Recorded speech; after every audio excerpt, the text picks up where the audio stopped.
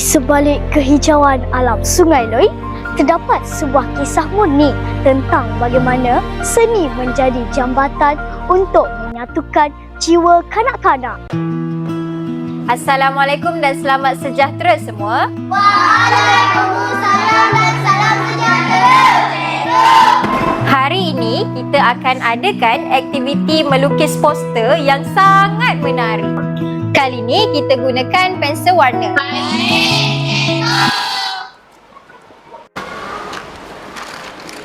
Ish, mana ni?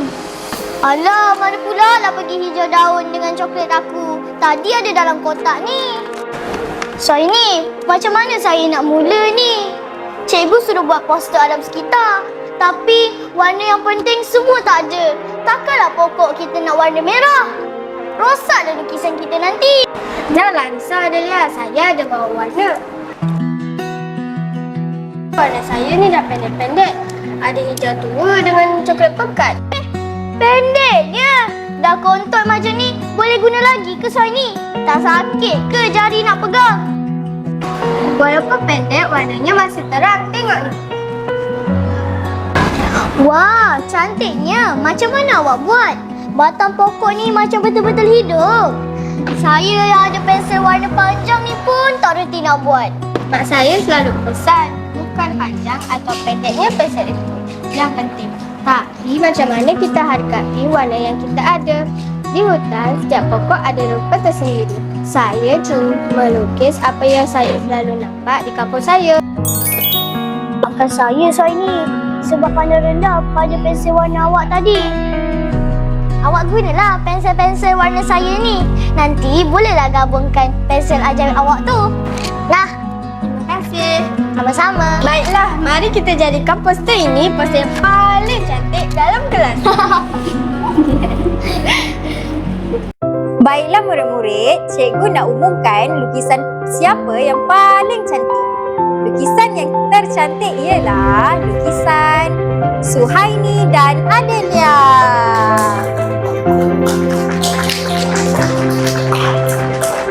Tahniah ya cikgu ucapkan. Soal ni, tunggu sekejap. Kenapa awak patahkan? Sayanglah pensel baru. Sebab sekarang kita berdua ada pensel hijau yang sama panjang. Kita kongsi ya, supaya lepas ni kalau saya hilang warna lagi, saya tahu saya ada kawan macam awak untuk melengkapkan lukisan saya. Terima kasih Adelia. Sama-sama.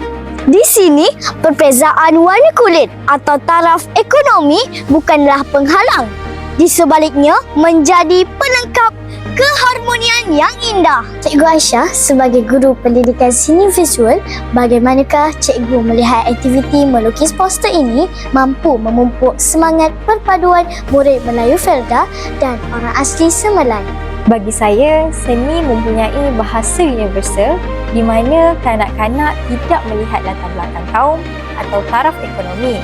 Sebaliknya, mereka fokus untuk mencipta sesuatu yang indah bersama rakan sekaligus memupuk semangat saling menghormati bakat masing-masing. Penerimaan dan rasa hormat adalah teras kepada keharmonian kita.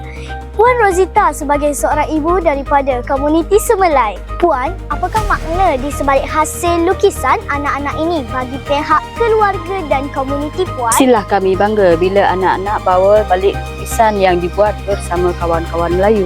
Nampak mereka sama-sama jaga keharmonian dan saling hormat menghormati.